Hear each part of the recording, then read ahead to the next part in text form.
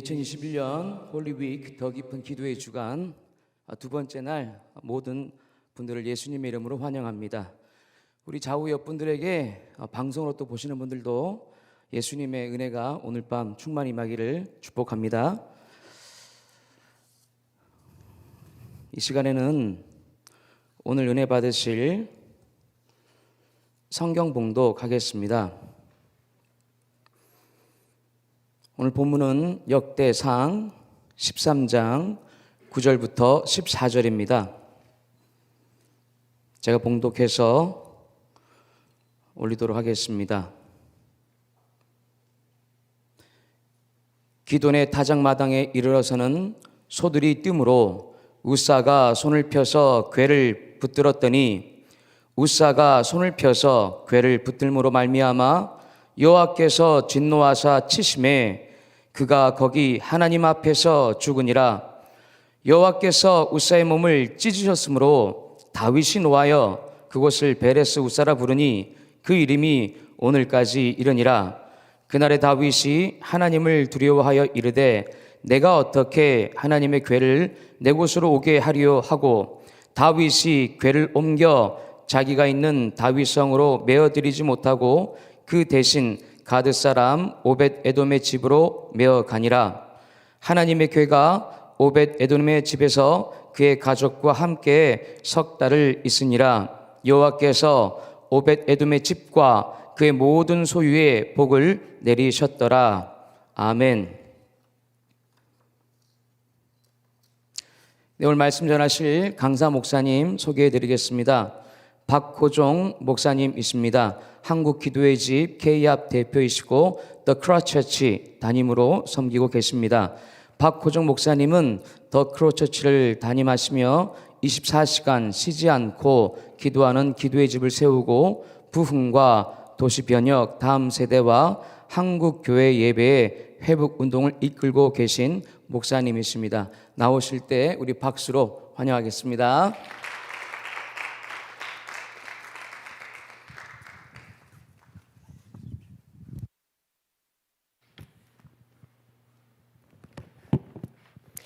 네, 할렐루야. 할렐루야. 예, 우리가 이 코로나 중에도 저희들이 또 이렇게 함께 귀한 집회를 계속 이어갈 수 있다는 것이 너무나 큰 감사합니다. 그래서 우리가 이 홀을 막 꽉 채우면서 열광적으로 예배하면 좋겠지만 오늘 저희 교회는 요즘 이런 캐치프레이즈를 외치고 있어요. 더 크로스 처치는 어디에 있냐? 저희 공동체 이제 주소가 있는데 뭐 서초구 어쩌고 저쩌고가 아니고 더 크로스 처치 어디에 있냐? 그러면 우리 집에. 더 크로스 처치 어디에 있냐? 우리의 삶의 자리에. 더 크로스 처치 어디에 있냐? 우리의 부르심의 자리에. 이게 요즘 저희 교회의 캐치프레이즈입니다. 사실 진짜 교회는 우리가 이렇게 아름답고 멋진 이것은 예배당이죠. 건물이 교회가 아니라는 건 우리는 너무 잘 알고 있습니다. 저와 여러분이 교회인데 결국은 저와 여러분이 있는 곳이 교회인 거죠. 물론 우리가 모이는 교회, 공교회성의 회복이 절대적으로 필요합니다. 우리가 어느 날 제가 우리 최 목사님께 그런 제안 드려보고 싶어요. 우리 언제 이 코로나 좀 정리되면은 그냥 대한민국의 청년들 다 모아가지고 한 2박 3일 예배하다 쓰러질 정도로 예배하고 기도하고 이런 거 좀 합시다. 할렐루야. 그냥 막 예배에 막 질릴 만큼. 할렐루야. 그래서 예배로 한 세대가 변하는 일에 시작이 있었으면 좋겠어요. 우리 그런 다 함께 모여서 예배하는 강력한 예배 너무 필요하고, 그럼과 동시에 하나님께서 이런 코로나를 왜 이 땅에 주고 계시는가? 이 코로나 사태는 제가 볼 때 인류 역사 속에 처음 맞이하는 사건입니다. 뭐 유럽 대륙 한쪽에서 무슨 일이 있었거나 아시아 한쪽에서 무슨 일이 있었거나 뭐 이런 건 많이 있었지만 전 지구적으로 교회를 혹은 도시를 국가를 이렇게 락다운하는 일은 지구적 첫 사건이라고 생각해요. 근데 이런 일을 겪으면서 아니 6.25 때도 총을 맞고 순교를 하면서까지도 교회 문을 안 닫고 그 일제 강점기에도 엄청난 핍박 속에도 심지어는 막 제합리 그런 학살 사건 같은 경우는 니들 예배 드리는 거 그렇게 좋아? 그래가지고 교인들 70명을 그냥 집어넣고 교회 문에 못을 받고 불을 질러도 그렇게 순교를 하면서도 예배당을 지켰던 이 한국과 전 세계 곳곳에, 아니 이렇게 전 지구가 교회 문을 닫는 일이 벌어질 줄이야 누가 알았겠습니까? 전 지구적인 사건인 거죠. 근데 이런 사건이 어찌 하나님의 허락하심 없이 일어난단 말입니까? 이런 엄청난 전 지구의 교회적 사건이 어떻게 주님의 허락 없이 일어난단 말입니까? 주님이 어떤 면에서 개입하시고 함께 보고 계시는 거죠. 그런 측면에서 일어나는 이 사건을 통해 하나님이 우리에게 주시고자 하는 메시지가 뭘까요? 우리는 어쩌면 전 세계는 공교회적으로 모이는 일은 너무 잘합니다. 앞으로도 잘할 겁니다. 우리는 잘 모일 겁니다. 특별히 제가 볼 때 전 세계 교회 중에 한국 교회 같이 모임이 많고 잘 모이고 이런 데가 없어요. 새벽 예배가 매일 있고 수요 예배, 금요 예배, 토요 예배, 주일 1부부터 막 5부, 6부까지. 와, 전 세계 제가 가끔 외국 친구 목사님들 만나면은 야, 니네 한국에 예배가 진짜 그렇게 많어? 그럼 그렇다 그러면은 그 목사가 그거 설교 다 해? 근데 우리 같이 이렇게 목회자가 여러 명 있는 교회는 나는 주일날만 해. 한 3번 해. 그렇지. 근데 대부분의 교회, 작은 교회는 목사님 혼자 다 해. 그랬더니 이러면서 미라클 그러면서 그 다음에 묻는 말이 뭐냐면 안 죽어? 그래, 안 죽어. 지네는 일주일에 한 번 하는 것도 힘들어 죽으려고 그러는데 어떻게 목사가 일주일에 10번씩 설교를 하니? 안 죽냐? 안 죽는다고. 그래서 코리안 패스터는 슈퍼 패스터라고. 여러분, 우리는 모이는 거 잘해왔고요. 앞으로도 잘할 거예요. 근데 하나님이 이 시즌을 통해 우리에게 또 말씀하시는 하나는 우리의 삶의 영역과 모든 영역에 삶의 자리에서의 예배, 또 우리의 삶의 영역 속에서의 예배의 승리도 말씀하고 계시는 줄로 믿습니다. 우리는 이 코로나라고 하는 초유의 사태, 전 지구적으로 아무도 경험해보지 못한 이 사태를 겪으면서 하나님께서 이때에 무엇을 말씀하시는지를 분명히 들어야 할 것입니다. 빨리 코로나가 끝났으면 좋겠다. 빨리 코로나 저리 가라. 저도 아주 답답합니다. 뭐 한번 하려고 그러면 막 집회 한번 강사로 다니는 것도 힘들어 죽겠어요. 이게 뭐 청중 없는데 카메라만 보고 설교를 해야 되는 날이 너무 많고, 저는 특히 청중의 리스판스블을 굉장히 중요시 여기는데, 그래서 막 우리 교인들 막 따라하세요. 아멘 하세요. 아멘 하면 뭐 10번씩 반복하고, 저는 특별히 그런 사람인데 아무도 없는 데서 저 카메라 하나 바라보면서 설교하는 게 저 같은 사람에게 또 얼마나 어려운지 몰라요. 빨리 코로나 끝나고 가라, 이게 저의 소원이에요. 근데 그럼에도 불구하고 하나님이 이 시즌에 분명히 말씀하시는 하나님의 음성이 있다는 것입니다.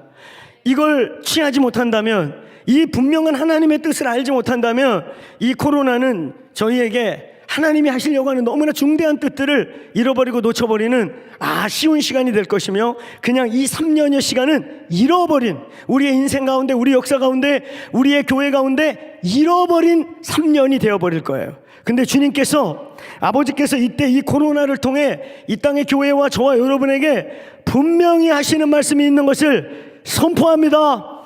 그걸 취할 수 있는 오늘 저와 여러분, 오늘 이 자리에 계신 분들, 또 오늘 온라인으로 함께하는 주님의 백성들 되시기를 주의 이름으로 축원합니다.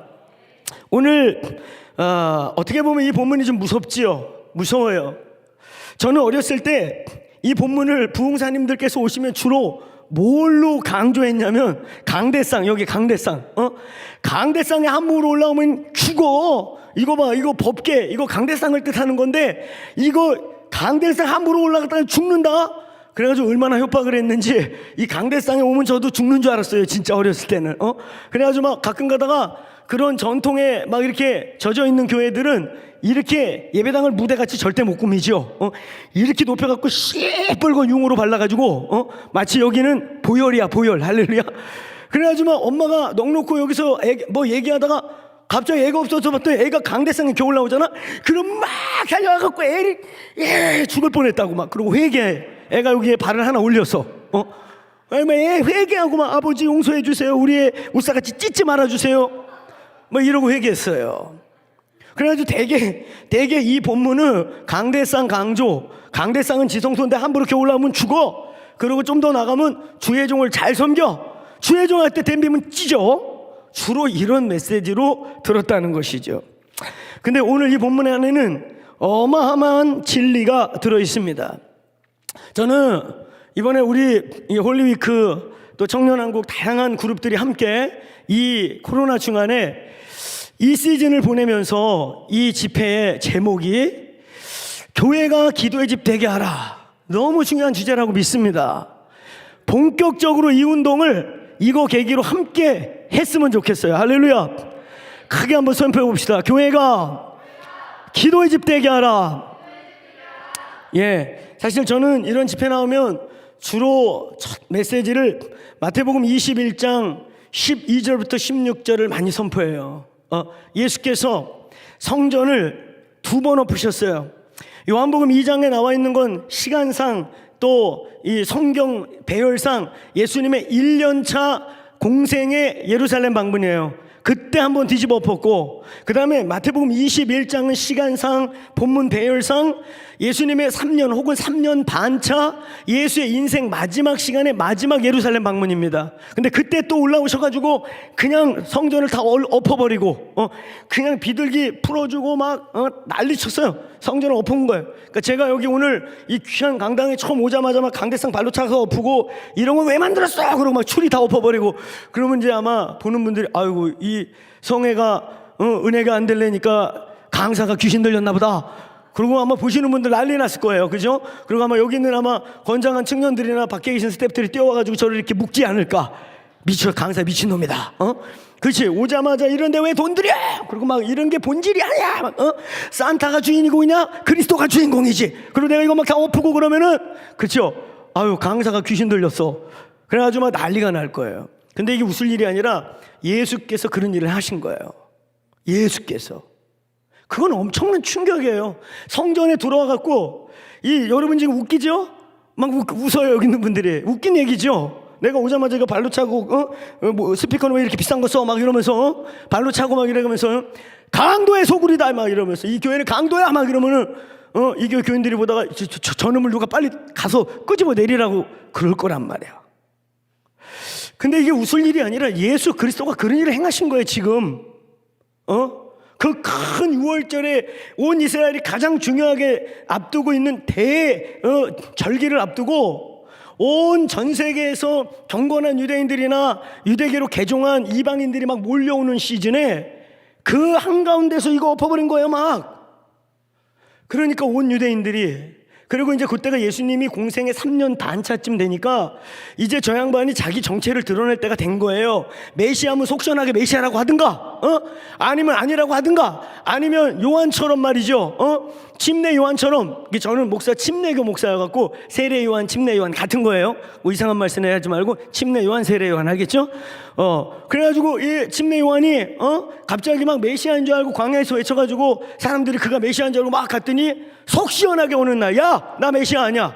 나는 쇠하여야 하고 저가 흥하여야 해. 저렇게 밝히든지 메시아면 메시아라고 하든지 그 3년 반 동안 아주 막 기적도 일으키고 어마어마한 일을 일으켜가지고 왕을 삼으려고 그러면은 성질내고 도망가신단 말이야? 그죠? 그냥 도망가는 것도 아니야. 막 험악한 말 막 해가면서 이 독살 새끼들아 막 이러면서 갑자기 사라지시고. 근데 이제는 3년여 시간이 지나가지고 이제 자기의 정체를 드러낼 때가 되실 쯤이에요. 그래서 안 그래도 이번에 예수님의 3년차 이 예루살렘 방문은 온 이스라엘과 종교 지도자들에게 굉장히 관심거리예요. 이제는 정체를 드러낼 때가 됐다. 그러고 있는데 아니나 다를까 가가지고 성전을 다 엎어버렸어요. 그리고 선포한 말씀이 뭡니까? 따라해보세요. 내 집은, 아버지의 집은 만민이 기도하는 집이다. 아멘. 이 말씀이 얼마나 위대하냐 이거예요. 신학자들은 이것을 예수의 성전 개혁이라고 말하고 성전 성화 사역이라고, 좀 부드럽게 표현하는 분은 성전을 성화했다. 근데 과격하게 신학적으로 표현하면 성전 개혁을 했다. 어마어마한 본문인 거예요, 그 본문이. 성전을 다 엎어버리고, 그리고 선포한 말씀은 장차 예수님의 예언대로 성전이 없어집니다. AD 70년경에 돌 위에 돌 하나 남지 않게 진짜 없어집니다. 그리고 장차 예수께서 죽으시고 3일 만에 부활하신 이후에 다시 태어날 하나님의 집, 다시 태어날 하나님의 공동체인 교회의 본질을 선포하는 어마어마한, 그래서 마태복음 21장부터 시작해서 26장까지가 쭉 이어지는데 그게 예수의 마지막 메시지지요. 여러분, 교회는 기도의 집성을 회복해야 합니다. 교회는 다시 기도의 집이 되어야 합니다. 이번에 제가 전국에 이렇게 다니고 목사님들 많이 만나고 우리 교단의 목회자들 만나고 하면서 보니까요, 그래도 이 코로나 중에요, 살아있거나 견디거나, 아니 견디는 걸 이상으로 이 어려운 때에 재정도 상승하고 사람도 몰려온 교회들이 있어요. 여러 개. 그런 교회들의 특징은 딴 게 아닙니다. 본질이 분명하고 기도와 예배로 생명력 있는 교회는 뚫고 가더라 이거예요. 할렐루야. 크게 한번 선포해 봅시다. 교회가 기도의 집이 되게 하자. 교회의 기도의 집성, 교회의 본질적 회복. 하나님이 이 코로나 시즌에 전 지구적 교회들을 흔드시고, 우리나라도 뭐 만여 개의 교회가 없어졌다고 말해요. 어느 교단은 교단 집계를 했더니 이 코로나 시즌에 이 2년여 동안에 18만 명이 없어졌다 그러고, 어느 교단은 12만 명이 없어졌다 그러고, 어느 교단은 9만 명이 없어졌다 그래요. 그 메인 교단에서 다시 복귀되지 않는 숫자를 합치니까 100만 명 가까이가 되는 거예요. 여러분, 8만 명 없어졌다니까, 12만 명 없어졌다니까 별거 아닌 것 같죠? 10,000명대 교회 10개가 사라진 거예요. 저희 교회는 이제 한 1,500명 정도 되는 교회인데, 우리 같은 교회, 그래도 우리 교회에서 중형 교회, 대형, 중대형에 이렇게 들어가려고 하는 교회인데, 이런 교회 100개가 없어졌다고 생각해 보세요. 충격적인 일이에요 이게 지금. 예를 들면 500명 모이는 교회 출석이, 그런 교회 한 500개가 없어졌다고 상상을 해보세요. 지금 여러분, 그게 한 교단에서 300명 500명 모이는 교회가 막 한 1,000개씩 사라진 거예요. 사실 엄청난 일이거든요. 그냥 워낙 우리가 많이 모이니까 그냥 숫자 우리 크게 막 말하니까 18만 명 없어졌다, 12만 명 없어졌다, 9만 명 없어졌다 그러니까 조금 줄었네? 아니야. 200명대 교회, 100명대 교회가 그런 교회가 막 1,000개씩 없어진 거예요. 한 교단에서. 엄청난 거라고 이건. 이런 일까지 겪어가면서 하나님이 이 시즌에 이 코로나를 통과하면서 우리들에게 말씀하시는 아주 중요한 하나님의 진리를 오늘 우리는 이 본문을 통해서 듣게 되기를 축원합니다. 듣게 되기를 축원합니다. 오늘 예수께서 성전을 뒤집어 엎은 사건 못지않게 오늘 구약 성경 중에 특별히 다윗이라고 하는 구약의 핵심 인물, 아브라함의 자손, 모세의 자손 예수 그리스도가 아니고, 아브라함의 자손 엘리야의 자손도 아니고, 아브라함의 자손 다윗의 자손 예수 그리스도라고 말하는. 그리고 여러분, 성경을 조금 아는 사람들은 왕상, 열왕기상하, 역대상하 같은 본문을 볼 때 이스라엘의 왕들을 평가하는 기준들이 있어요. 그 왕들을 평가하는 기준 중에 대부분이 다 악한 왕입니다. 그도 여로보암의 뒤를 쫓아 여호와 보시기에 악한 놈이었더라. 이게 대부분의 왕의 평가예요. 근데 3명에서 4명 정도만 그는, 하나님이 칭찬한 겨우 3-4명이 있는데요, 그 칭찬의 기준이 뭔지 아세요? 모세의 율법이 아니었어요. 그는 하나님의 사람 다윗이 여호와께 소원했던 그 다윗의 소원을 이루었더라. 그러니까 다윗의 반열에 섰던 3-4명의 지도자만 하나님 보시기에 그래도 은혜로운 왕이었다 말하고, 나머지는 다 그도 악하여 그놈도 여로보암의 뒤를 따라가서 악한 놈이었더라. 아주 악평을 하는 게 대부분의 왕이에요. 근데 그 3-4명의 하나님이 칭찬한 왕들 보면 그는 하나님의 사람 다윗이 하나님께 지켰던 그것을 회복하였더라, 혹은 그것을 지켰더라, 그 길을 갔더라. 그러니까 이 다윗이라고 하는 사람의 성경 전체에서의 위치 너무너무 중요하단 말이에요. 신약에선 바울이 성경을 가장 많이 썼다면 구약에서 가장 많이 성경을 기록한 한 사람의 저자로 친다면 다윗입니다. 다윗의 별명이 뭡니까? 구약의 신약의 사람, 구약의 은혜의 사람. 하나님을 최초로 아빠라고, 구약에서는 하나님의 이름도 못 불렀단 말이에요. 하나님의 이름을 못 불러서 여호와를 약자로 해갖고 야훼 이렇게 줄이고 심지어는 점만 찍고 그랬단 말이에요. 그러니까 제가 가끔 조크로 그런 얘기해요. 구약 성경에 이 성경을 필사하던 바리새인들이나 이런 사람들은 글을 쓰다가 여호와라는 이름이 나오잖아. 그럼 붓을 내려놓고 싹 목욕제기하고 기도하고 여호와 이렇게 쓰는 거야. 진짜로. 그러니까 이게 번거롭다 보니까 약자로 야훼 내지는 그 히브리어의 앞 음절만 이렇게 점을 찍어가지고 아 요거는 여호와라는 뜻이구나. 심지어는 그렇게 썼단 말이야. 그러니까 여러분 생각해 보세요. 그 막 글을 쓰다가 여호와만 나오면 목욕제기 해야 되는 거예요. 그러니까 바리새인들이 글을 쓰다가 만약에 구약성경에 여호와께서 말씀하시고 여호와께서 말씀하시니 여호와께서 화가 나셨도다. 이거 목욕을 한 10번 해야 되는 거야. 그러니까 성경을 못 써. 예를 들면 그럴 만큼 있잖아요. 구약에 여호와의 이름을 부른다는 건 금기야. 근데 그를 아버지라고 부른 유일한 사람. 성전에 들어가서 대제사장과 제사장들도 함부로 할 수 없는 거를 그냥 떡덩어리를 떼어갖고 군인들에게 나눠주면서 걱정하지 마, 죽지 않아. 은혜의 사상을 깊게 알고 있었던 구약의 유일한 사람. 이 다윗이 비밀스러운 사람이에요. 우리는 이런 기도의 집을 회복하다 보면 다윗의 장막의 회복에 대한 도전을 하게 되죠. 다윗의 장막의 회복. 그런가 하면 오늘 여기 주제는 교회가 기도의 집 되게 하라. 기도의 집하고 다윗의 장막하고 뭐가 다를까? 질문 내볼게요. 1번 같다, 2번 다르다. 50대 50이에요. 찍으면 되는 거예요. 몇 번인 것 같습니까? 1번이 뭐였죠? 아니 가끔은 답을 말하고도 지가 뭘 말하는지 모르는 사랑하는 분들이 많이 계세요. 우리 교회 성도님들이 나가면서 제 손을 꼭 붙잡고 목사님 오늘 은혜 너무 받았어요. 어느 구절에서 받았어요? 본문이 뭐였죠? 이런 분들 많아요. 할렐루야. 울기는 연락이 울었는데 어디서 받은지는 몰라. 그게 많은 분들이 말씀에 받지 않고 그냥 감동을 혼의 터치를 받아서 그래요. 말씀을 잡아야 돼. 말씀을. 그러니까 여러분 기도의 집과 다윗의 장막은 같을까요? 다를까요?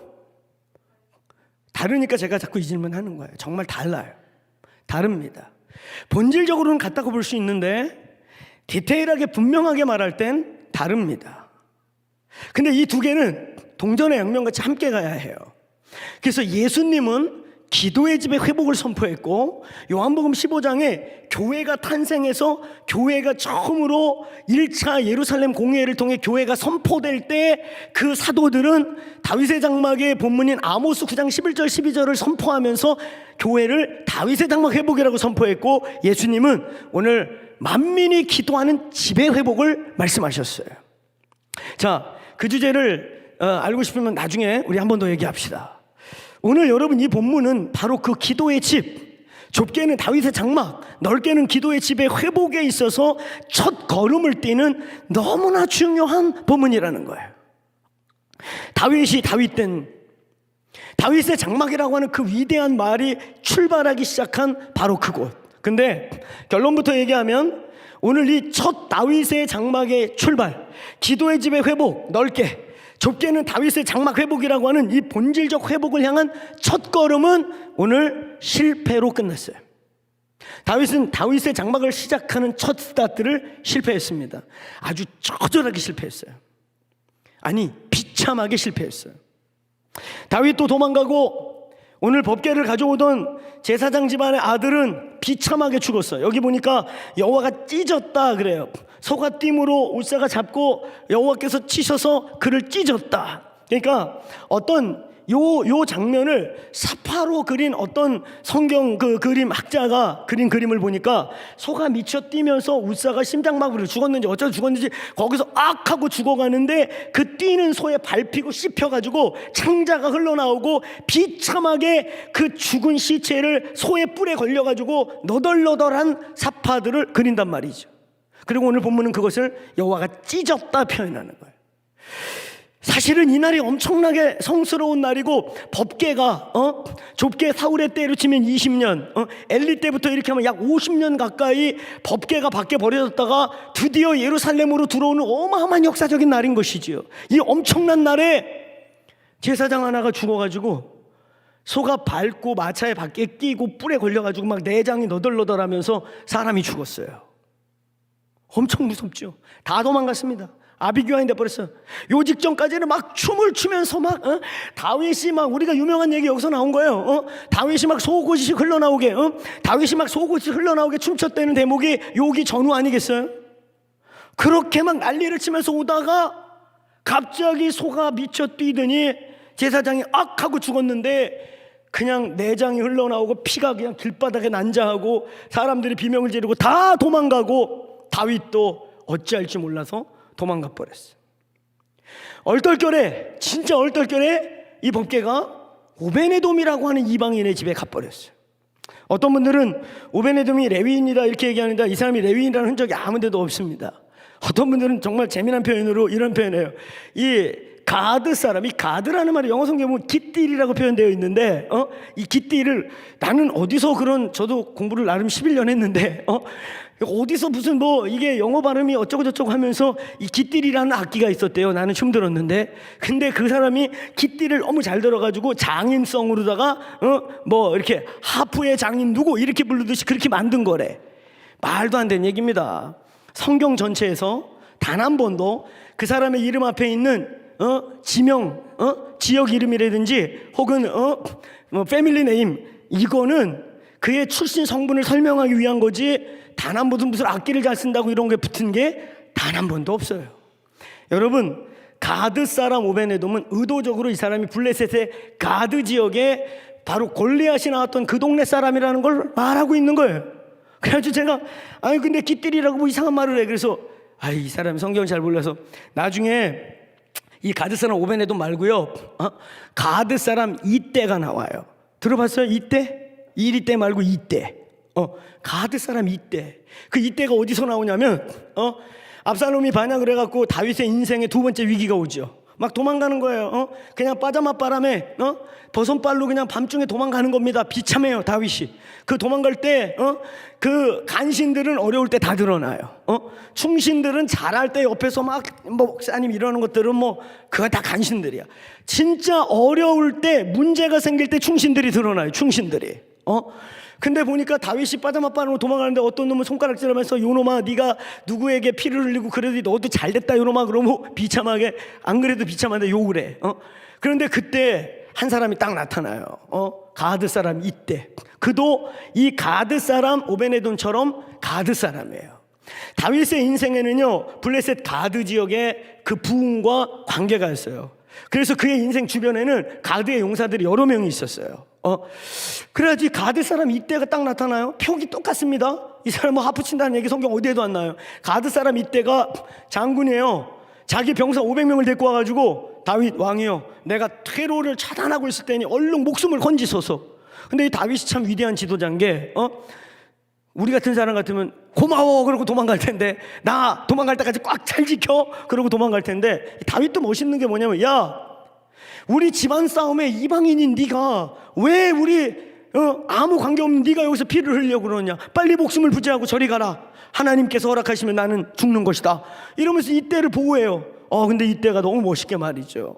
왕이요 마치 룻이 나오미를 두고 고백하듯이 똑같이 당신이 하나님 내 하나님이고 내가 하나님의 이름을 두고 맹세하노니 왕을 위하여 여기서 내가 도망가면 내가 죽일 놈입니다. 그리고 거길 딱 지키면서 다윗을 탈출시켜요. 그 사람이 블레셋 장군이에요. 블레셋 출신의 용사입니다. 그도 표현이 똑같이 가드 사람 이때예요.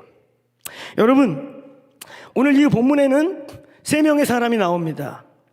당근 주인공은 다윗입니다.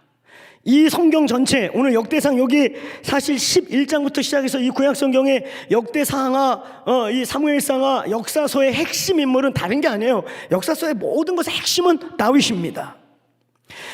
당근 여기에 주인공은 다윗인데요 우리는 재미난 드라마 재미난 영화를 볼 때 주인공이 정말 주인공 되게 하기 위해 주인공보다 내가 볼 때 10배 탁월하고 모든 면에서 실력이 좋은 악역을 아주 강력하게 맡은 악역 주인공 조주인공이 나오는 거예요.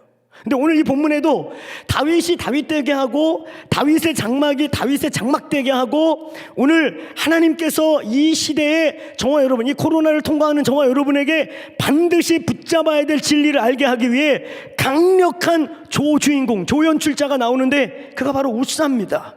이 웃사 오늘은 웃사 얘기를 하면서 말씀을 결론 지을 거예요. 여러분, 이때가 어느 때입니까? 시대적으로 11장부터 요 13장까지를 우리는 뭐라고 표현하냐면, 크게 한번 따라해보세요. 대전환기. 대전환기. 사울이 죽고 드디어 다윗이 헤브론을 중심으로 조그만 두 지파의 왕을 하고 있다가, 드디어 사울이 죽음과 동시에 이 사람이 드디어 명실상부한 통일 왕국을 세우면서 이제 헤브론을 포함한 전 이스라엘의 왕으로 등극하면서 왕조가 바뀌는 거예요.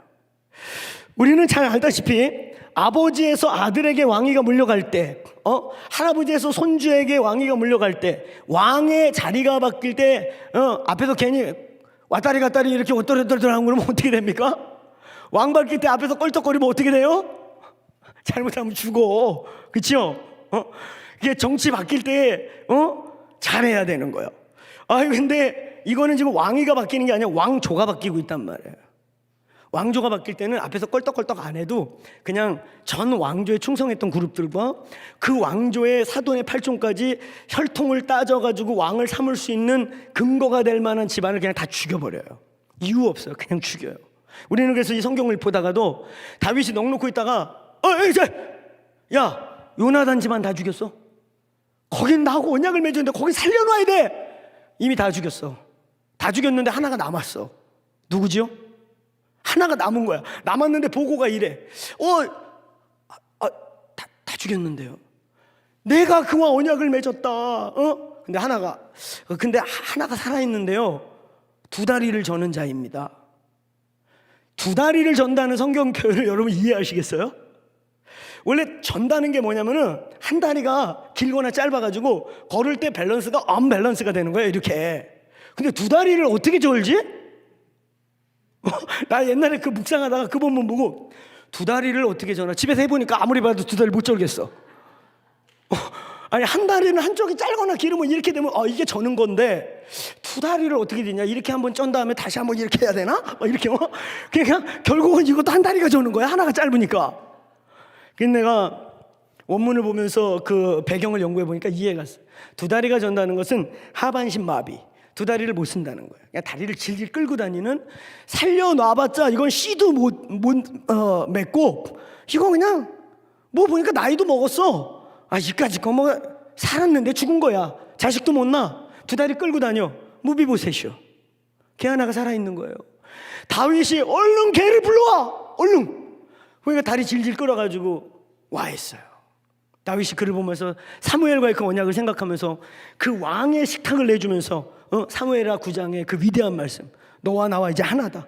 너는 내 새끼고 내 아들이고 너는 내 왕자와 같다. 그때 무비보셋이 엄청난 고백을 하는 거 아니에요? 왕이여, 죽은 개 같은 나를 어찌 돌아보시나이까. 거기서 헤세드라고 하는 은총, 우리 기독교 사상 전체에 가장 중요한 은혜 사상이 거기서 나오는 거예요. 죽은 개 같은 나를, 원래 난 죽여야 되는 게 맞아요. 원수의 자식이 맞는데 어떻게 나를 살려주십니까? 그게 십자가의 은혜. 그 무비보셋 혼자만 살아나요. 마치 이것처럼 말이죠.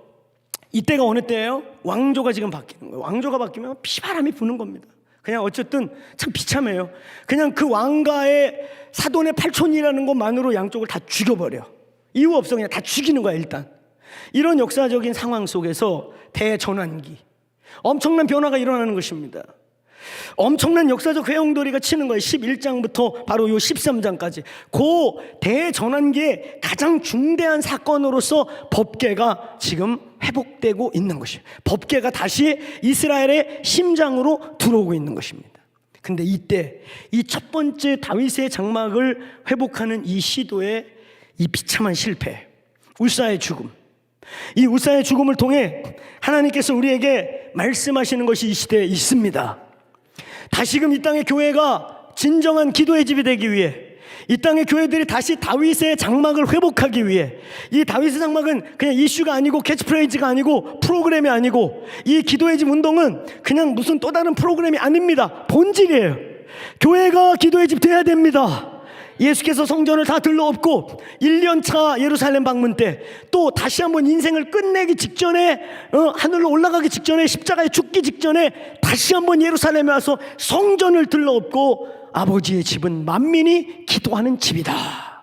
이걸 선포하신 이 엄청난 하나님의 회복, 하나님의 종교개혁, 하나님의 개혁, 이 하나님의 개혁을 위해서 오늘 이 본문이 엄청난 비밀을 우리에게 말씀하고 있는 것입니다.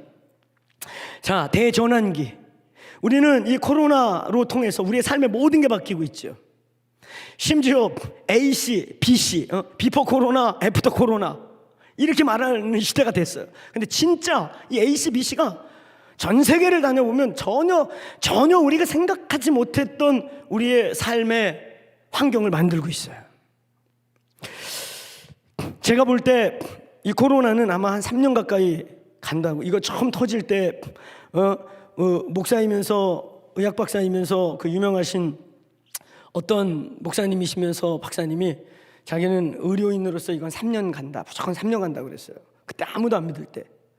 제가 볼 때 지금 오미크론 나와가지고 이거 어떻게 갈지 모르잖아 지금.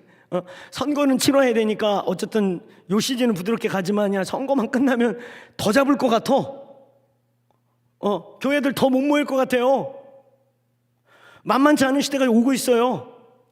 이때 우리는 하나님의 음성을 들어야 돼. 이런 대전환기에 우사같이 죽는 자가 될 것이냐, 오베네돔같이 얼떨결에 하나님의 은혜를 가져가는 자가 될 것이냐, 다윗처럼 부르심을 회복하고 다윗이 다윗의 장막을 세우는 부르심의 자리로 가게 될 것이냐. 오늘 여기 아주 너무 중요한 진리가 이 본문에 있다는 것입니다. 여러분, 이 본문의 역사적 환경은 대전환기예요. 왕조가 바뀌어요. 지금 모든 게 잘못 움직였다 그냥 죽습니다. 마치 그런 시즌이에요. 그런가 함께 이 본문에 오늘 9절에 보니까 기돈이라고 하는 사람의 이름의 뜻은 참 재미있어요. 이미 여러분 이 아미나담의 집에서 여기까지 오는 동안에 여러 타작마당들이 이스라엘 환경상 있습니다. 여러 타작마당이 있었는데 오늘 여기서 소가 미쳐날게요. 여기 기돈이라는 사람의 마당. 이 기돈의 뜻이 뭔지 아세요? 기준을 잡다, 줄을 잡다, 원칙을 회복하다, 줄을 세우다, 이런 뜻이에요. 그러니까 여호와께서 아마 이제 새로운 전환기, 이런 시즌을 통과하면서 하나님께서 이런 일을 지금 벌리면서 전 지구적 교회를 흔들면서 지금 하나님이 다시 기돈, 줄을 잡다, 원칙을 회복하다, 기준을 잡다, 이런 이름을 가진 사람 마당에서 의도적으로 소를 미쳐 뛰게 하면서 지금 하나님이 이스라엘 공동체에게 뭔가를 말씀하고 있는 거예요. 기준을 회복해야 합니다. 줄을 잡아야 됩니다. 원칙을 회복해야 합니다. 하나님께서 의도적으로 이 집에서 이 일을 지금 벌리는 거예요. 그 다음에 이 타작마당이라는 게 또 중요해요. 이 타작마당이라는 건 성경 전체로 볼 때 타작마당은 여호와의 심판을 상징하고 좀 더 넓게는 엔타임, 마지막 때를 상징하고, 그래서 우리가 대표적으로 아는 게 마태복음 3장 12절에 보면 침례 요한이 말이죠. 뭐라고 말합니까? 손에 키를 들고 타작마당을 정하사 알곡과 쭉정이를 가르시리가 바로 예수라는 거예요. 할렐루야. 그때 타작마당을 정하신다 그래. 요 타작마당은 성경에서 마지막 때, 주님 오실 날이 가까울 때 심판의 때를 의미하는 거예요. 그런가 동시에 대추수의 때를 의미해. 또 추수, 부흥이 같이 일어나는 거예요. 그래서 마지막 때에 관련된 성경 구절을 보면은 항상 뭐가 나와요? 크고 두려운 날에 terrible and great, 두 개가 같이 온다는 거예요. 한쪽에서 막 이거 위험천만한 거, 이거 어떡하지? 앞으로 이거 교회 살아남겠어? 이런 막 terrible한 위험스러운 막 일이 일어나는 것과 동시에 한쪽에서는 great한 거예요. 하나님의 막 본질이 살아나는 거예요. 그러니까 진짜는 더 진짜되고 가짜와 거품들은 날아가고 이런 일이 벌어지는 거예요. 여러분, 주님 오실 날이 가까운 거, 그거 두려움이 아닙니다. 진짜는 더 진짜되고 영광은 더 영광스러워지는 거예요. 믿습니까? 아멘. 두려움이 아니에요. 오늘 그런 영적인 대전환기를 상징하는 이 단어 타작마당, 그리고 이 타작마당은 부흥을 상징하죠. 자, 이런 시즌, 이런 역동적인 시간, 하나님의 움직임에 의해 세상이 진동하는 그런 시간대에 오늘 이 본문이 우리에게 진리를 말하고 있어요. 자, 여기서 오늘 이 우사를 통해 하나님이 우리에게 주시는 중요한 메시지, 다윗의 장막이 회복되기 진짜 원한다면, 진짜 교회가 기도의 집이 되기 원한다면 이게 프로그램으로 끝나면 안 됩니다. 제가 귀장에서 기도의 집을 세우라는 책이 나간 다음에 많은 목사님들이 찾아오셨어요. 근데 그분들에게 간혹 이런 말을 해요. 목사님, 기도의 집 하시려고요? 네, 그냥 목회 하시는 대로 하시죠. 이거 기도의 집 잘못했다 교회 망해요. 진짜 망해요. 이거 되게 어려운 사역이에요. 이거 장난삼아 하는 프로그램 아니에요, 목사님. 제가 나름대로 저 일찍 헌신해가지고 25세 때 교단에서 기도 코디네이터 같은 거 맡으면서 20대 중반부터 밖으로 노출돼가지고 강의 사역했거든요. 인터컵 IM 막 이런 귀한 몸에서 제가 은혜를 나눌 수 있는 기회들이 20대 중반부터 막 있었어요. 한 10년 미친 듯이 다니다가 한 10년은 의도적으로 강의 사역을 끊고 있다가 이제 요 근래에 어떤 집회 원칙을 세워가지고 집회를 조금씩 하는데 거기 제일 1순위가 기도의 집에 대한 메시지를 요청한다? 그럼 가는 거예요. 근데 제가 말씀드리는 게 그런 거예요. 저희 더크로스 처치가 막 어떤 부분에서 젊은이들이 많이 모이고 빨리 성장한다니까 기도의 집 때문에 그런 줄 알아. 아니에요. 우리 기도의 집 안 했으면 더 컸을 거예요, 외적으로. 기도의 집은 되게 어려워요. 제가 어렸을 때부터 사역을 막 별로문데 많이 해보고 뭐 최연소 총무, 최연소 어느 단체 리더 막 이런 걸 최연소자를 항상 붙여가지고 20대 중반부터 30대 중반까지 선배님들 나하고 10살 기본 차이 나는 선배님들 속에서 얼굴이 막 제가 얼굴이 좀 작잖아요. 근데 영상으로는 되게 크게 보인다고 그럽디다. 할렐루야. 괜찮아요. 난 너무 좋아요. 저는 막 얼굴 너무 작은 게 외모 컴플렉스예요. 멀리서 보니까 얼굴 작은 거 모르겠죠. 가까이 가면 알아요. 가까이 가면 제 주변이 다 모여라 꿈동산이 돼요. 모여라 꿈동산지 이렇게. 근데 저는 얼굴 작은 거 진짜 외모 컴플렉스예요. 오죽하면 우리 큰아들 처음에 나자마자 첫 번째 가슴에 손 얹고 기도하고 두 번째 머리에 손 얹고 아버지 얘는 머리를 좀 크게 해주세요. 이렇게 기도했다니까 진짜. 그걸 우리 아들이 모르고 있다가 3년 전에 알게 됐어요. 내가 그거 비밀로 했거든. 근데 어느 날 오더니 아빠가 어느 집에서 아빠가 내 머리 크게 안수했다며. 그래서 우리 식구 중에 내 머리가 제일 크구나. 20여 년 동안 속여왔는데 3년 전에 알았대요. 그래서 내가 그거 설명하냐고 진땀 뺐어요.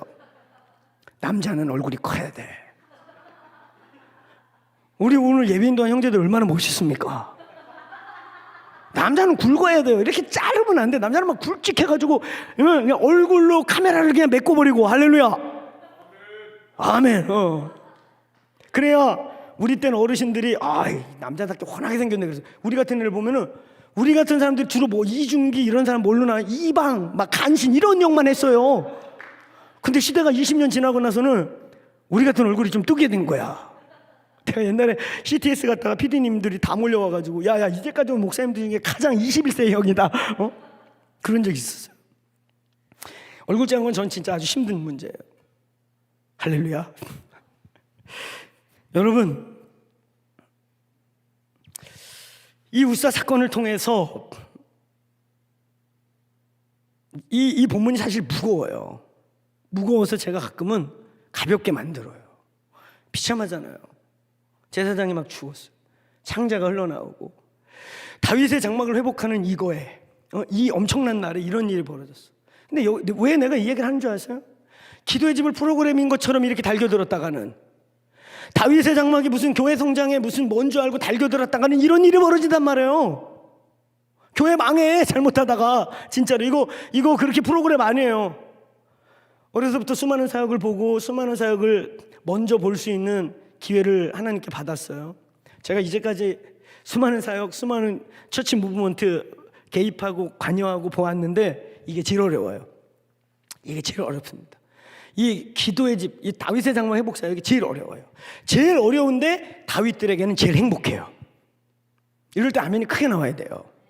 계신 곳에서 아멘 크게 하세요. 여러분, 다윗들에겐 제일 행복한 거예요.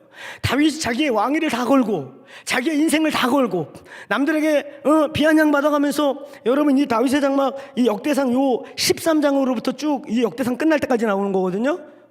근데 이 다윗의 장막에 다윗이 약 2만 5천 명에서 3만 명의 레위인들을 불러와요. 그 중에 뮤지션이 4천 명, 문시기가 4천 명, 말씀을 맡은 사람들이 한 4천 명, 288명의 원래 그게 그냥 싱어가 아니에요. 그 원문에 보면 영어 성경에 보면 프로페릭 싱어예요.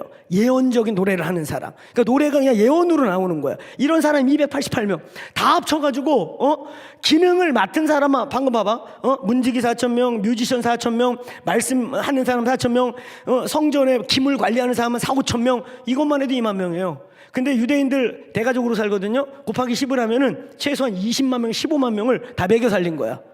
그러면 얼마가 드는 줄 아세요? 오늘날 우리의 돈으로 환산하면 1년에 22조에서 27조를 여기다 쏟아 부은 거예요. 22조라면 우리나라 같은 작은 나라로 칠 때 우리나라가 지금 1년에 예산이 얼마인 줄 아십니까? 약 450조예요. 약 450조가 우리나라 1년 쓰는 게 450조에서 22조 약 5% 정도예요. 국고의 5%에서 많을 땐 10%를 그냥 쏟아 부어가지고 니는 아무것도 하지 마, 예배만 해. 그 대신 어느 날 다윗이 와서 보니까 막 픽사리 내고 막 플랫 떼고 샷 떼고 막 귀 아파서 못 듣겠는 거야. 아이 저것들 비싼 밥 처먹고 노래를 왜 저렇게 불러? 그래가지고 거기 써 있어. 공교한 예배자들을 세우라고. 공교하다는 게 뭐예요? 훈련된, 준비된. 그래서 다윗 시대에는 뮤직 스쿨이 있었다고 봅니다, 학자들이. 왜냐면 그 공교한이라는 게 이렇게 스키풀한 예배자라는 뜻인데, 이건 훈련됐다, 과정을 마쳤다, 이런 뜻인 거예요. 그 예배학교가 있는 거예요. 저희 지금 월십 미니스트리 인스티튜트를 지금 세팅하고 있는데, 공교한 예배자들을 세워! 이러면서 다윗이 화를 내고 간단 말이야. 막 전쟁하고 와가지고 막 피 튀기고 막 상터 나고 손에 막 핏자국 난 걸 물 싹 찢고 아버지 주님의 얼굴 보려고 다윗 장막에 들어왔는데, 그 레위인이 졸면서 찡 픽사리 내고 막 이런 소리 내고 있어. 다윗이 열받아가지고 야, 공교한 애들을 세워! 이러고 화내고 가기도 하고. 다윗의 인생에, 다윗 왕국의 인생에 이 하나님의 나라라고 하는 성경 전체의 관점에서 이 다윗의 장막은 너무 중요해요. 자기 인생을 다 쏟아부은 거예요. 이런 다윗들에게는 이 기도의 집 다 쏟아부어도 괜찮아요. 할렐루야. 우리의 모든 걸 다 쏟아붓고 예배를 드리고, 여러분 우리의 모든 걸 다 쏟아부어서 드리는 그 예배 마치 이런 거예요. 마리아가 옷값을 빡 깨뜨려가지고 향유를 확 뿌렸어요. 그거 엄청 비싼 거예요. 그랬더니 돈 사랑하고 인본주의적인 사람들은 야야야 그게 얼마짜리인데 팔아갖고 구제하면은 불쌍한 사람들을 도울 수 있는데, 그때 예수님 뭐라 그래요? 야, 그거 아주 진짜 중요한 말씀이에요. 가난한 자는 영원히 함께 있어. 주님 오실 때까지. 여러분 그렇죠? 가난한 자는, 우리의 구제 대상은 주님 오실 때까지 이 지구에 계속 있을 거예요. 그런데 오늘 영광의 본체이신 예수 그리스도, 예수님을 대면하고 예수님을 만지고 그 예수와 함께 예배할 수 있는 그런 영광스러운 예배는 아무 때나 오는 게 아니에요. 아멘? 아무 때나 우리가 그 예수님의 그 면전에서 그 영광을 마주대하면서 마리아처럼 그 예수를 만지면서, 그런 예배는 우리 인생에 한두 번 있을까 말까인 거예요. 우리의 그 한 번의 예배를 위해 우리의 모든 걸 깨트려서 드릴 수 있는 예배자, 이게 필요한 거예요. 요즘 막 예배팀들 너무 많은데 가끔은 보면 안타까울 때가 있어요. 예배 연출이 되는 거죠. 예배 연출. 여러분 이런 시대, 이 다윗의 장막과 기도의 집의 회복, 기도의 집의 회복과 다윗의 장막의 회복은 코로나 이후에 앞으로 한국교회뿐만 아니라 전 세계 교회가 나가야 될 사느냐 죽느냐의 엄청난 중요한 문제가 여기 있어요.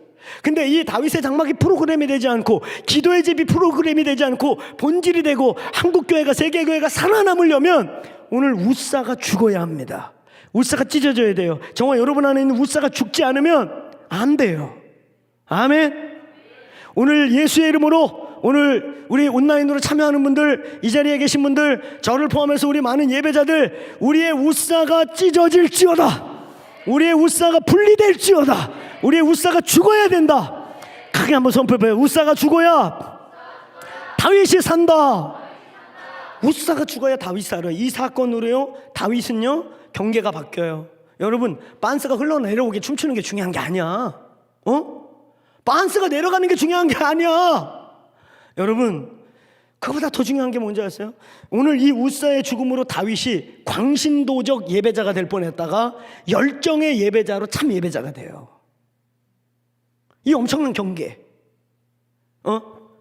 빤스가 흘러나오게 춤을 추는 그게 중요한 게 아니라니까. 광신도적 예배가 될 것이냐, 진짜 하나님께 열정을 다해서 드리는 그러니까 여러분 생각해봐. 어떻게 예배를 하고 춤을 췄길래 팬티가 흘러내리는데 모르냐? 그럴 수 있어? 일단 내가 이 얘기를 했더니 우리 아들이 어렸을 때 그러는 거야. 지 팬티가 고무 밴드가 이렇게 두껍거든? 요즘 젊은 형제들이 입는 거 있잖아. 이게 어떻게 흘러내려가니? 그래서 내가 야 임마 3000년 전 얘기야 이 새끼야. 그때는 팬티가 사빠같이 생겼어. 이렇게 해서 묶는 거야. 여기다 묶어. 뛰다 보면 풀려. 알겠냐? 근데 생각해 보세요. 이게 풀려가지고 춤을 추는데 이게 풀려? 그럼 너덜너덜할 거 아니야, 그지? 이거를 감아갖고 이래가지고 굉장히 길어요, 옛날 팬티가. 그러니까 춤을 추다 이게 풀렸어? 풀리면 일단 걸리적거리잖아, 그지? 걸리적거리는데 막 다리에 감기는데 그걸 어떻게 잊어버리냐고. 그러니까 예배를 연구하는 분들에게 있어서 이 다윗의 춤을 성무라고 말해요. 성령에 잡힌 춤. 무아지경인 거예요. 안 그러겠냐? 상강 팬티가 내려가도 밑이 시원할 텐데 사파같이 둘둘 묶은 게 풀리는 과정에 여기가 너덜거리고 걸리고 잘못하다 자빠질 텐데 이걸 잊어버릴 정도로 성령에 잡힌 거예요. 근데 하나님의 은혜가 부어지고 성령이 부어지는 거 좋은데 이게 막 양신 역사와 귀신 역사인지 성령의 역사인지 구분도 안 가는 그런 광신도가 될 건지, 정말 그 춤 자기를 잃어버릴 만큼 춤을 추며 예배하는데 홀리 스피릿 거룩한 영에 잡히느냐의 경계가 여기 있단 말이에요. 너무 중요하지 않아요? 여러분, 여기에 우사를 죽여야 합니다. 이 우사는 결론 3가지입니다. 첫째, 우리는 세속주의를 죽여야 돼요. 우리 몸에 배어있는 세속주의. 여기 여러분 7절에 보면 하나님의 궤를 새 수레에 씻고 왔다 그래요. 이 새 수레, 새로 수레를 깨끗이 나름대로 정성을 들인다고 수레를 새로 만들어갖고 짜가지고 거기다 법궤를 올려가지고 이랴 그래가지고 소를 끌고 오는 거예요. 이거는요 전형적인 이방인들과 블레셋 사람들이 신상을 옮길 때 쓰는 방식인 거예요. 이 사건 이후에 다윗이 뭘 발견해요? 15장에 가서 야, 우리가 멍청했다, 무식했다. 모세의 말씀에, 모세의 규례에 뭐라고 써있냐? 이 법궤는 레위인이라는 사람들이 성결케 하고 난 다음에 반드시 어깨에 메어 가져가는 거다. 이건 영원한 규례다. 이걸 회복하는 거예요. 말씀이 회복되고 하나님의 식양이 회복되는 겁니다. 할렐루야. 여러분, 이 자리가 스테이지가 될 것이냐, 제단이 될 것이냐, 이게 콘서트가 될 것이냐, 월십이 될 것이냐, 이 엄청난 경계예요. 저희 교회도 막 뒤에 어떻게 보면 저희가 제일 먼저 이렇게 LED만 이만한 거 뒤에다 놔가지고 젊은이들을 엄청 좋아하는데 어른들은 막 쓰러질 것 같대요. 예배 때 쓰러질 것 같대. 저는 뭐 LED 좀 어떻게 하시라고. LED에 막 조명이 번쩍거리니까 예배하다 막 땅을 헛디뎌서 쓰러질 것 같다 그러시고 막 어른들이 이해가 가. 그런데 그렇게 우리가 이 시대에 있는 테크놀로지나 미디어를 같이 쓰고 있는데 뭐가 다르냐? 그래서 우리 같은 모던 월십을 아주 지독하게 신화하고 비판하는 분들이 꽤 있어요. 들으면 좀 무식한데 클래식 하신 분들 중에 가끔 자꾸 모던 월십이 많아지니까 클래식이 쓸 자리가 없어서 그런 것 같기도 해. 그러면서 막 무슨 바벨론에서 신을 바칠 때 소리를 있는 대로 크게 내가지고 그랬다고. 클래식 악기는 안 큰 줄 아세요? 소리? 오케스트링 전체 하는 거 보세요. 얼마나 큰가. 똑같아요.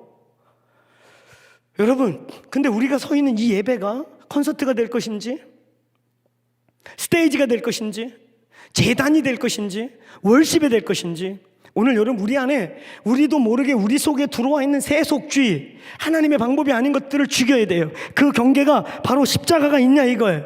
우리가 십자가에 대한 분명한 흔적이 있냐, 십자가라는 경계가 있냐, 예수들을 만난 경험이 있냐, 예수의 보혈의 흔적이 있느냐, 내가 여기서 노래하고 있는 의미, 어떤 노래를 부르면 눈물이 팍 흘릴 수 있는 주님과의 운명적 드라마틱한 로맨스를 갖고 있냐 이거예요. 이거 한 끗 차이입니다. 한 끗 차이예요.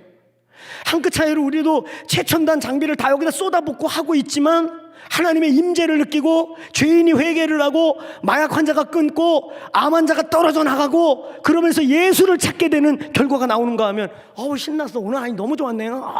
옛날 생각나네. 옛날하고 비슷한 거야. 옛날 회심하기 전에 왔다 갔다 하는 데 있잖아. 깜깜한데요. 이러면 안 된다. 두 번째, 이건 인본주의의 문제입니다. 우사가 법궤를 잡았어요. 법궤를 어떻게 손으로 잡습니까?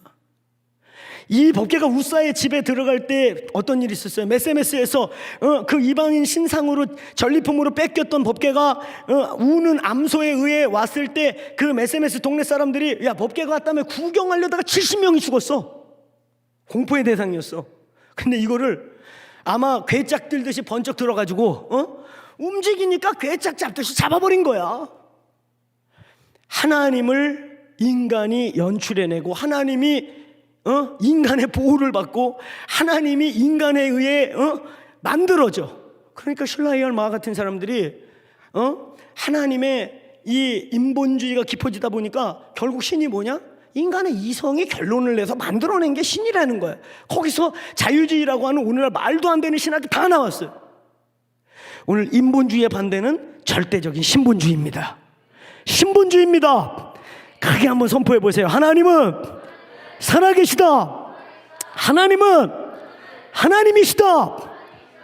이게 없어지는 날 우리가 하나님을 연출해 드려요. 우리가 하나님을 만들어 드려요. 우리가 하나님을 막 그냥 이렇게 바리오 바이야 하더니 막 끌어내려요.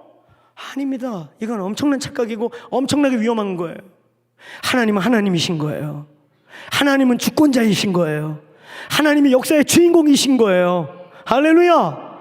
우리 속에 있는 인본주의. 사람들이 뭐라 그러대? 야, 요즘 이거 먹혀.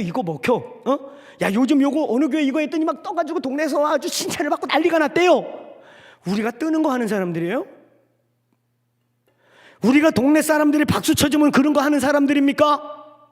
우리가 시대적인 광대입니까? 교회가 이 시대의 광대입니까?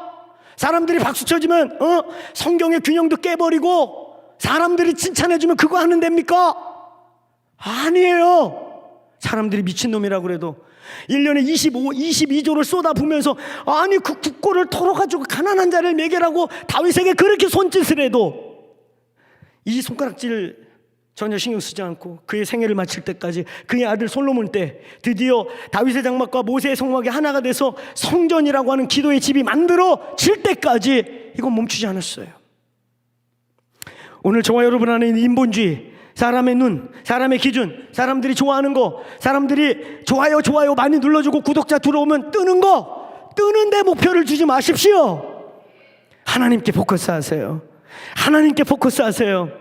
우리도 모르는 인본주의, 우리도 모르는 스타쉽. 아유, 누구 목사 요즘 떠. 이게 얼마나 저주 같은 말인 줄 아세요? 우리가 뜨는 연예인입니까? 우리가 뜨려고 이거 하는 거예요? 우리가 목회 지금?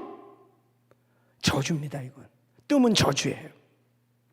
끝으로 세 번째, 오늘 종교화입니다. 종교화. 법계가 어느 날 괴짝이 된 거예요. 그런데 우리 잘 아셔야 돼요. 하나님의 영광이 회복되는 날이 있어요. 하나님께서 괴짝같이 아무것도 안 하고 계셔서 우사가 어렸을 때 아버지가 갖다 놓은 법계, 저걸 보고 70명이 죽었대. 저거 잘못 만지면 죽는데, 근데 어느 날 집에서 놀다가 아이고 실수로 만졌는데 안 죽어. 이런 안 죽네. 괴짝을 여기다 갖다 놓고 아니 우리 집도 적은데 왜 아버지는 괴짝을 갖다가 오다가 거기 가지도 못하게 하고, 아 짜증나. 그리고 짜증나는 괴짝이었는데 어느 날 왕이 바뀌었는데 왕이 이걸 찾는다는 거라. 역사 속에 들어갈 기회가 생긴 거야. 뜰 기회가 생긴 거야, 소위. 야, 이제 왕의 행차에 우리가 이제 법계를 들고. 근데 말씀을 배워본 적이 없어. 법계를 운반하는 걸 제대로 전수받아 본 적이 없어. 어떻게 하나님의 예배가 예배되는지를 제대로 배운 적이 없어. 시끄럽고 그냥 남들 하는 거 어디서 보는 대로 그냥 엉거주춤 쫓아오면 되는 줄 알아. 많은 우리들이요. 법계를 어떻게 운반하는지를 제대로 배운 적이 없는 것입니다. 우리의 문제는. 오늘날 저는 다음 세대 목숨 걸고 우리 교회도 다음 세대 외치니까 다음 세대가 많아지더라고요. 다음 세대가 우리에게 정말 중요한데, 왜냐면 다음 세대가 없으면 한국교회 없는 거예요. 저는 어르신들 너무 존경하고, 나도 이제 50 넘어가니까 나도 이제 기성세대야. 잘못 말하면 아들이 그러더라고. 아빠도 꼰대 된다, 정신 차려라. 그래서 꼰대 안 되려고 정신 엄청 차리고 있어요. 이제 우리도 그런 시대인데, 우리는 그런 시대에 저도 살아가고 있는데, 저도 이제 50 넘어가니까 남들이 기성세대라고 말해요. 옛날에 맨날 젊은 목사였는데 얼굴은 젊지만 이제 점점 속은 골병 들어가는 거죠. 이런 시점에서 여러분, 다음 세대 살려야 되는데, 이 다음 세대를 살리는데 똥오줌을 못 가리고 오늘 여기 우사처럼 바벨론의 방식을 갖다 다 동원하고 뭘로 가도 가면 되는 거 아니야? 하나님은 그런 거 안 받습니다. 뭘로 가도 가는 건 하나님의 법이 아니야. 하나님은 철저하게 하나님의 방식, 하나님의 법, 하나님의 말씀으로 가야 하는 거예요. 근데 우사가 그 훈련을 받아본 적이 없는 거예요. 그러니까 뜰 기회가 왔는데 전환점이 온 거예요. 어느 날 기존 것들이 무너지면서 뭔가 새로운 시대에 새로운 인물이 필요하고 새로운 어프로치가 필요하고 새로운 게 오는 시대가 왔는데 그 시대를 하나님이 기회를 주고 하나님이 새로운 하나님의 백성들을 다시 일으킬 하나님의 시간이 왔는데 준비된 게 없는 거예요. 너무 슬픈 건. 괴짝인지 법계인지 소 달구지인지 레위인이 어깨에 매는 건지 이게 스테이지인지 제단인지 구분이 안 되는 거예요. 오늘 예수의 이름으로 우리도 모르게 이 예배가 생명이 오늘 종교가 된 것 있다면 오늘 이 밤에 찢어지는 은혜가 있기를 축원합니다. 다시 한번 크게 외치고 우리 기도합시다. 크게 한번 따라해보세요. 우사가 죽어야 다윗이 산다. 여러분 이 단어를 잊지 마세요. 전통과 생명, 종교와 진리를 혼돈하지 마세요. 우리는 전통 좋은 거예요. 때로는 유업으로 받아야 되는 거지만 그게 생명이 사라졌을 때, 생명이 없는 전통, 나에게 익숙하고 편해, 나는 그렇게 살아왔어, 나는 그런 예배 스타일로 늘 왔어, 이게 진짜라고 고집만 부려서는 안 된다는 거예요. 전통과 생명, 거기 그럼 생명이 있냐 이거예요. 생명이 역사하고 사람이 살아나고 예수를 만나고 죄로부터 돌이키고 내가 죄인입니다 하는 회개가 일어나느냐 이거예요. 전통과 생명을 헷갈리지 마세요. 내가 익숙하다고 꼭 생명이 아닌 겁니다. 그 다음에 종교와 진리를 착각하면 안 돼요. Not religion, but spiritual. 이게 우리에게 선교를 했던 기독교 역사를 수백 년 수천 년 가지고 있는 이제 서구에서 종교를 전하는 거 매력이 없어요. 나 이제 종교 지겹다, 기독교 지겨워. 근데 but spiritual? 거기 영적인 게 있어? 거기 뭔가 진짜가 있어? 이걸 질문한단 말이에요, 이 시대가. 그렇기 때문에 더 진짜 영이어야 하고 진짜 진리여야 하고. 오늘 여러분 계신 데서 무릎을 꿇든지 자리에서 일어나시든지 우리 이 시간 합심해서 기도합시다.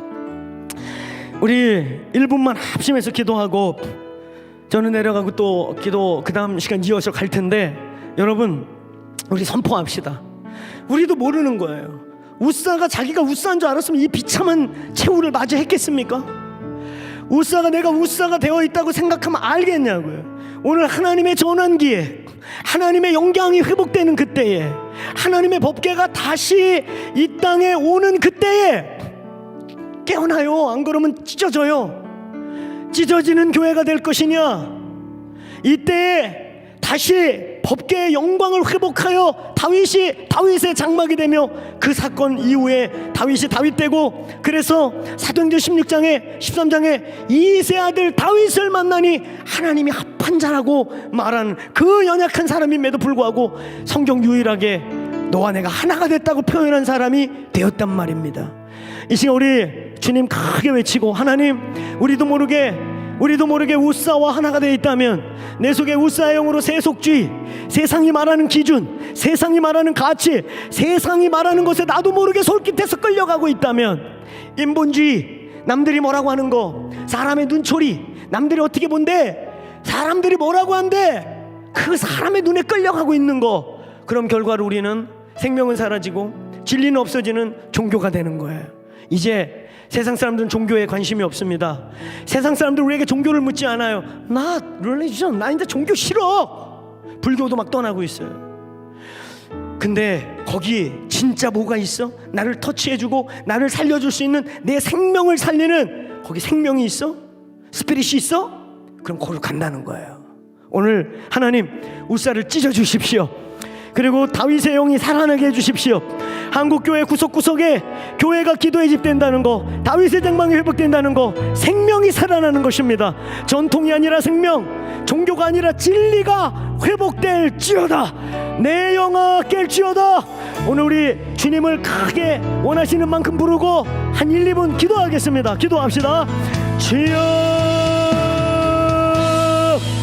주여,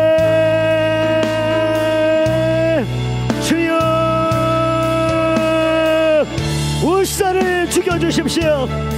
우사가 찢어지게 하여 주십시오. 하나님 이제 종교가 아니라 진리를, 생명을 경험하게 해주세요. 우리 한 1, 2분 기도하세요. 성령님이 우리의 마음을 터치하고 우리 안에 굳은 마음을 제하여 주시고 울산을 찢어 살려주옵소서. 울사가 죽어야 다윗이 살아납니다. 아버지 기도합니다.